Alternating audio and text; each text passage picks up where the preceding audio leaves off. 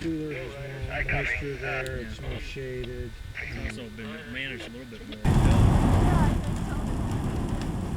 Yeah.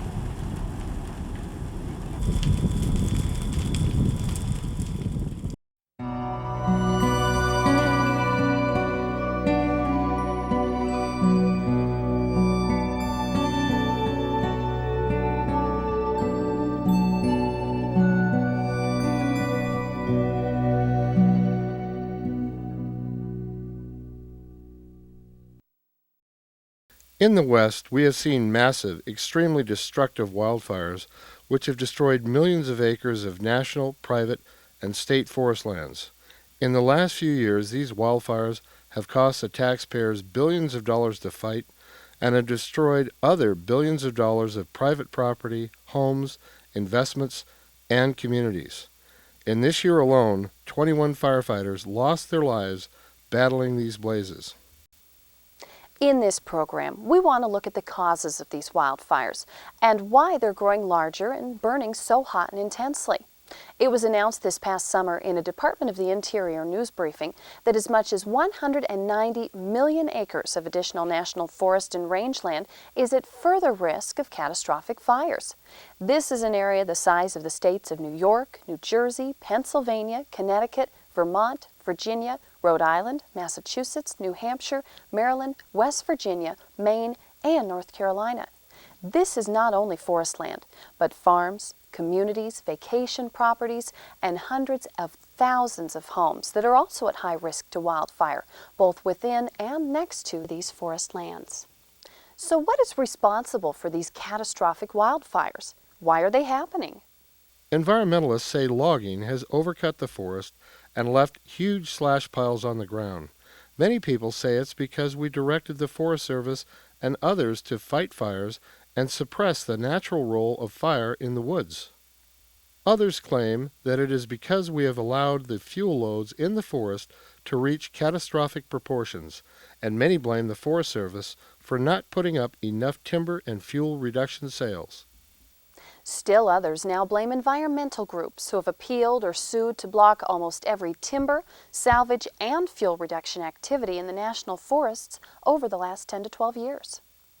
So back to our previous question, what is the problem we're experiencing?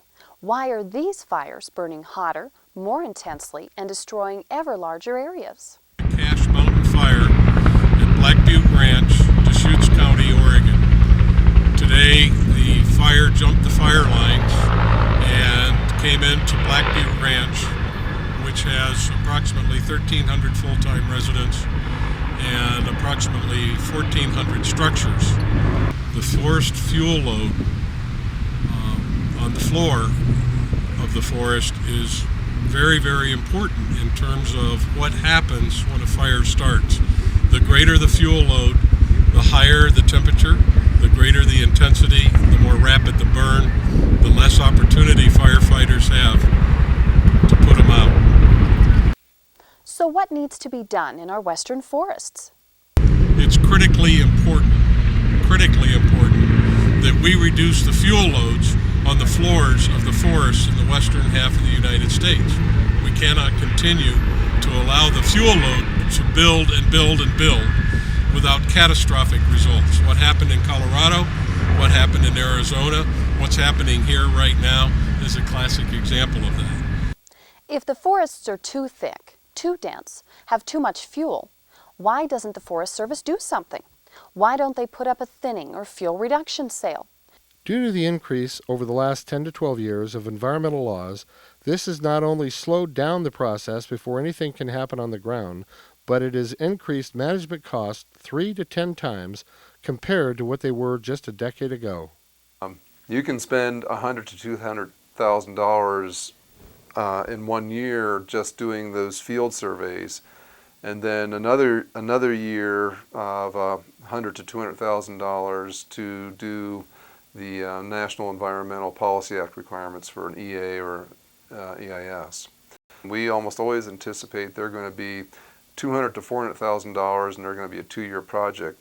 What we need to do, frankly, is go back and do a complete comprehensive review of all these laws and rules have been put on the books year after year after year for whatever maybe logical purpose. But when they get overlapped, the system collapses. And so you end up having to do, as one forest ranger told me, an aquatic study before they can replace the steps on a fire lookout on top of a hill. Well, there aren't many walking fish in my district. But what we need to do is bring back some common sense, streamline the process. And I'm not saying weaken the environmental rules. I don't think you even have to go there. But right now, this thing's bogged down in process and regulation, appeal and litigation. And the forests suffer, the communities suffer, and we're losing the infrastructure we need to get healthy forests. This brings us to another issue that Congressman Walden mentioned, appeals and lawsuits brought against Forest Service activities. This has become the biggest stumbling block to many on-the-ground activities in most national forests in the West. Behind me, we're standing in the Crane Prairie complex fire. This was fire number 1169 in the year 2001. It had burned about 715 acres. About half of those acres burned severely, and behind me you can see the heavy burn intensities that occurred at the time. What happened next? Shortly after, we received an appeal on the decision to go ahead with the salvage. I believe that the interdisciplinary team, like you said, of well-trained and seasoned individuals looked at the project thoroughly and concluded that there were not undue environmental concerns. We then looked to another sale that was also enjoined at about the same time on the Ochoco National Forest. This again was a lightning strike that burned parts of the entire Mill Creek wilderness. Hash Rock Fire on August 23rd in the year 2000, one cloud came over the Ochoco National Forest and up the Mill Creek drainage and started 11 lightning fires. After looking at the damage, an assessment was made. We send out comment letters to folks saying, hey, what do you think? And I sent out a letter, and I sent it to 40 individuals, environmental folks, industry folks, and people that I just know that are interested in what's happening in the area that was burned. Out of those 40 letters, I received 8 comments back. 4 were supportive of salvage, and 4 were not supportive of salvage. And almost instantly, appeals against the sale were filed. The appeal actually occurred before the sale was sold. And we received, after going through the entire NEPA process, we received 3 separate appeals on the sale. Eventually, this sale was again blocked by litigation, almost an exact duplicate of the Crane salvage sale, with the decisions to halt the sales coming just a couple of weeks apart. Fire salvage timing is extremely critical, and if you talk to the timber industry, to maintain the value you have right after fire, they say it has to be put up and in the mill within a year. Every year after that, you lose value. However, fire salvage sales are not the only problem. In further investigation, we discovered that almost all timber salvage or commercial fuel reduction sale activities that have any saw log sized timber has been appealed and litigated. I've been district ranger here since 1994, and every timber sale that I put up is appealed during the NEPA process. There hasn't been a timber sale that hasn't been appealed.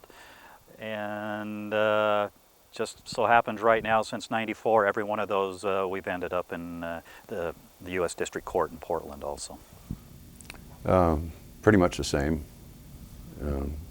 Most of them are appealed. The one that, and if they're appealed and upheld, then they're litigated. So the idea is behind the litigants is to shut down commercial timber operations on national forest. Primarily the folks that we received appeals from, I receive appeals on every timber sale that I put up, and they're their underlying objective is that they don't believe commercial timber harvest should occur on the national forest. So what they do with their appeals, I call it a shotgun approach, and they'll just throw out all the issues that have worked for them in the past to see if one of them may stick on this particular sale. So it covered a cross-section of environmental issues, most of which we dealt with already through our environmental process. We also wanted to know about the costs of the NEPA preparation and the costs of lawsuits. The cost of doing the environmental assessment, I talked about the interdisciplinary team getting together, doing the surveys, and coming up with their recommendations and a proposed action on hash rock salvage. It cost about $190,000. When we're sued, and because we've been there on a fairly regular basis, that's a major workforce effort. Lawyers want all that information. It all has to be cataloged, and they want everything out of the file cataloged, all conversations that we had with various folks, and it costs us about $60,000 to defend a timber sale in court. We were very curious. What happens when the Forest Service loses a timber sale in court? Can the environmentalists recover their court costs?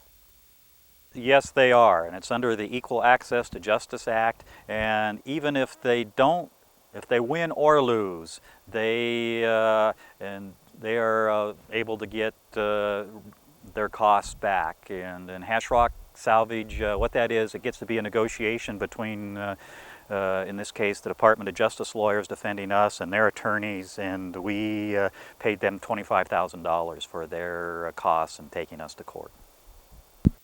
So in the end, the public gets to pay both the cost of putting the sale up and beginning to restore the burned landscape and wildlife habitat, as well as paying the environmentalists' costs to prevent that from happening?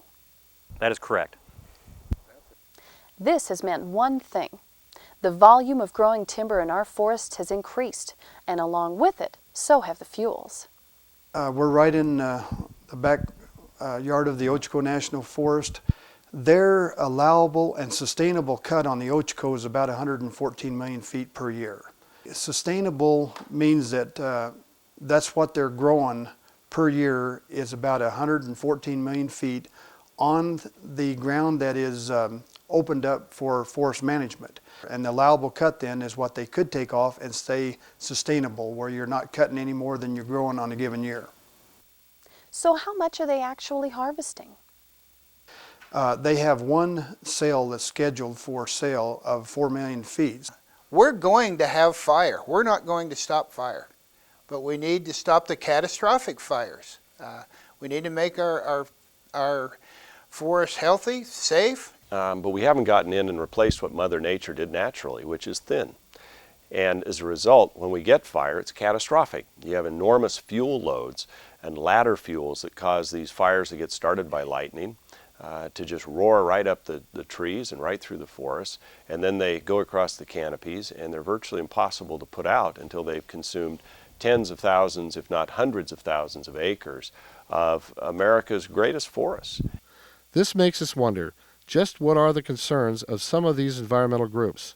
So we talked with Karen Coulter, co-director with the Blue Mountain Biodiversity Project, who has been a constant appellant and lead plaintiff in many of these cases on 4 national forests in Oregon.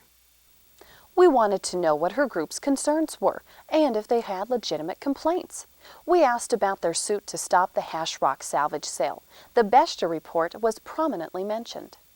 The Bester report is a report by several prominent scientists where they're basically saying that there's no ecological reason to log right after a fire. And as a matter of fact, they recommend not touching an area until 5 years later. And they're primarily concerned about soil integrity, sediment flowing into watersheds, into the rivers and streams, and choking out the fish. The hash rock fire burned 18,300 acres, yet only a small portion of that was to be salvaged. Our original proposal was salvage harvesting on 930 acres, which would yield about 6.8 million board feet. The Bester report is a report put together by a number of scientists here in the Northwest looking at post-fire salvage effects, and in my opinion, it's not a scientific report. It's a report of opinions of those various scientists that did not go through peer review, and so, you know, it's just not normally what you see in a scientific report. But I know that the environmental community is using the Bastard report across the United States, not just in Prineville, Oregon, not just in Oregon, but it's something they're using across the United States because they're being successful in court. This was not the only concern that Karen Coulter's group had. She is also very interested in establishing diameter limits to the size of trees that can be harvested. Out here, old growth trees are considered to be anything over 21 inches. But that was an arbitrary designation that the Forest Service and the Audubon Society agreed on at one point for Eastern Oregon forests, so that we wouldn't have to core the trees to see how old they are. The only sales that the Blue Mountain Biodiversity Group has not appealed involved removing smaller trees that were under 8-inch diameter. The Sisters District of the Deschutes Forest has had several thinnings along Highway 20 above Black Butte Ranch, and recently had several fuels and small tree thinnings in the area of this year's Cache Mountain fire that burned into Black Butte Ranch. In prior years, attempts to remove larger dead and dying trees from bark and pine beetle infestations met with appeals. The concern that the environmentalists have about cutting big trees. Right now, there's an 8-inch limit, 8-inch DBH limit, DBH being diameter breast high, which is 4.5 feet above the ground, that the Forest Service is not able to cut. There are dead trees along the edge of the ranch here that are over 8 inches in DBH, still standing, simply because they are over 8 inches DBH. There is no common sense at all to leaving those. They're definitely a fire hazard. We only have a problem with their projects when it looks like they're mixing commercial logging, economic incentives, logging the bigger trees, with restoration rhetoric, basically. The Blue Mountain Biodiversity Group that Karen is a co-director is actually only 2 people. 2 people who are basically controlling what happens on 4 national forests in Oregon through appeals and lawsuits. Our group is pretty small. There's only 2 people paid full-time as regular staff. We do have a lawyer who works with us most of the time and other lawyers who contract with us. We also talked with George Wilson, president of the local chapter of the Sierra Club, the Juniper Group. First of all, we feel that the forests have been overcut to date, and it will take a long time to recover those forests.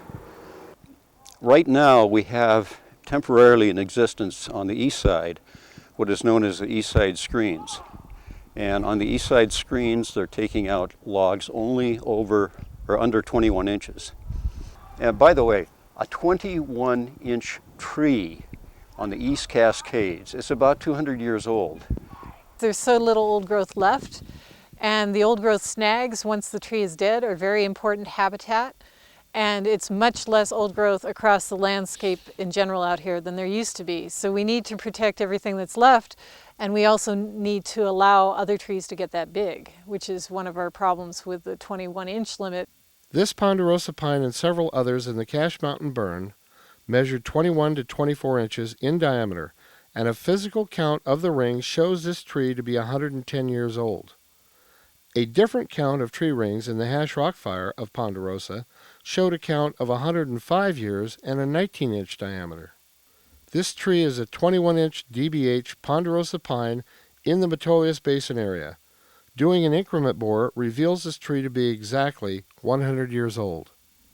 You go out in the woods, I mean, anybody, you know, even somebody who manages a forest is probably has desire to see large old trees out there, but it's just the sheer number. I mean, and is it sustainable? Is it sustainable over the long term? You know, that's really the question we got to ask. And really, I asked myself, what was here when these trees were seedlings? Where are those trees at? So how many do we need to have, and what do we want to leave on the landscape? It's really not about what we take, because that's really not what the issue is. It should be what we leave. You know, what we leave when we leave, or for the, you know, for the grandkids. The goals are to reduce the fuel load so that it's manageable from a fire standpoint, and to increase the health of the forest. Fortunately, those 2 activities are synergistic. because in the process of reducing the fuel load, you do improve the health of the remaining trees by redistributing the growth. Having diameter limits restricts our flexibility I would say as a community of people to accomplish what is best for the forest and what is best for the community. To further compound the issue, the Sierra Club and other environmental groups announced a few years ago a zero-cut policy on federal forests. It's essentially a zero-cut resolution, yes. In other words, they would block any attempt to harvest sawlog-sized trees from our national forest. We're growing much more fiber than we're currently removing from the forest. Consequently, this is one of the real problems that we have with this accumulation of fiber, the accumulation of brush, small trees, mid-sized trees growing into larger trees, that we just have an oversupply of fiber causing the fire hazard we have. What the industry needs are reasonable, uniform-size, high-quality logs. Industry retooled years ago to utilize smaller diameter sizes of 12, 14, 16, 21-inch logs. But they need a mix of these included within a sale in order to make a product they can sell and pay their cost. There is only a handful of mills still capable of handling a larger log. Unfortunately, that hasn't happened much. As a result, most of the Western mills have had to shut down and auction off their equipment to pay down their debt. As a result, when a sale is offered, Locally in Prineville, there's no mills left. There was no local bidders. Federal timber sales is something that we depended highly on. Used to be approximately 70 to 80% of our commitment level or resource level here in Prineville and for John Day. In Prineville, there used to be 5 primary manufacturing facilities. Since that time, almost 1,800 direct and indirect forest products related jobs have been lost in just this one community of under 6,000 total population. We get the blame for mills shutting down, but in reality, a lot of this is inevitable. If it didn't happen now, it would be happening soon. The fact is that a lot of the mills are closing out here because a lot of the work has left because a lot of the forest is overcut, and it's the big corporations driving a lot of that process where they leave the area and go to more fruitful territory. Actually, almost all of the mills that have closed in many western states were smaller, locally owned and operated companies. Many have been in the same families for 2 to 3 generations and whose families pioneered this part of the West. we asked John Morgan of Ochoco Lumber what would it take to reopen the Ochoco mill. There's enough mortality through blowdown, insect and disease killed timber to run 2 sawmills in Prineville just off of what's down and being wasted. There's 50 million feet a year that could be harvested off the Ochoco using the high-risk method. I guess if there's no product to acquire, then you end up losing that industry. Actually, I shouldn't refer to it as really as industry. It's really a tool, is what we're talking about. And industry is really just a tool to get to a means, I guess. And so if you lose that tool, then I don't know how we're going to be able to do it. We currently have no sawmills in Bend. We have no sawmills in Prineville. We have limited sawmills through the rest of eastern Oregon and some of the areas where we have some true forest health problems. We also asked Karen Coulter what industry was left in Central Oregon to bid on commercial thinning or fuel reduction sales. You should ask them rather than me, but basically my impression is that they don't think they're getting enough volume off the federal forests, and they're blaming us for that. But I would say the only reason that any lawsuits or appeals are stopping the Forest Service is because they're violating laws. And why they're violating laws is they've overcut to such an extent that they're moving into prime wildlife habitat and areas that they've saved in the past because of hydrological concerns, because it's old growth, because it's riparian, for all these good reasons. As we look throughout the West, we notice vast forests. We also see how wildlife areas are managed and protected in the forest plan and have been for many years. And on the east side, we also notice a lot of old growth still in our forest. We see that states have had various forest management acts in place for many years that, like the federal forest, have protection zones and buffers built in to protect streams and riparian areas. And again, most of our old growth trees have been long since logged, and we have about 5 to 10% of old growth forests remaining that used to be in this country. Again, less than 10% of the timber output today comes from our national forests. So we've proven that we don't badly need that timber, that there are other sources. And consequently, the jobs that the forest create via timber can be transferred elsewhere. This has been an argument that these groups have put forward for the past 15 years. Being the mayor of John Day, we certainly didn't see the recreation dollars come in when we lost our family wage jobs in the sawmills. I believe we can begin to understand a few things more clearly now. Fuel loads in our western forests are clearly growing.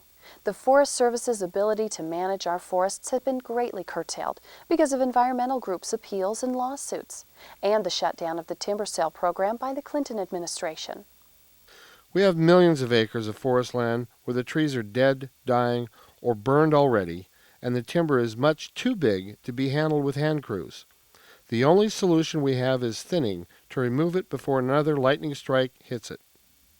But the 23rd of July, we had a lightning strike on Cache Mountain.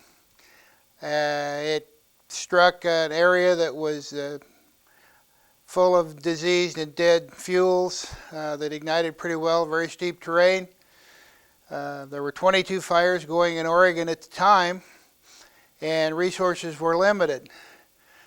It was a crowning fire and very difficult. That's what hit the ranch.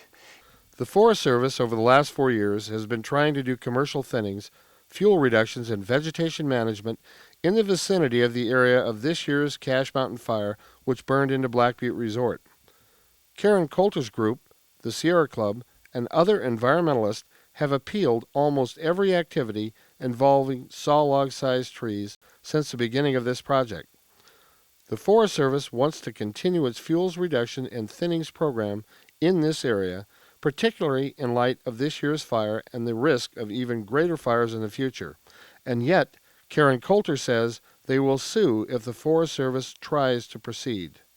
But they haven't seemed to want to negotiate. We've already been through the appeal process and they didn't want to go anywhere with that. So now we're at the lawsuit stage.